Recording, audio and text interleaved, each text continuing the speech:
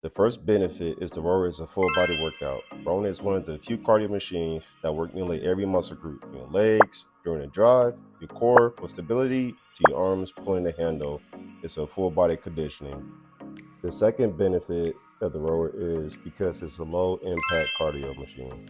If you're dealing with joint issues or want to break from high impact exercises such as running, rowing provides a safe, joint friendly way to stay active while torching those calories. The third benefit for the machine row is, according to studies, rowing can burn up to 800 calories per hour, depending on your intensity, obviously. This makes it great for fat loss and endurance building at the same time. Fourth benefit is it builds power and endurance. Rowing isn't just about cardio. Each strokes combine power from your legs and stamina from your heart and lungs.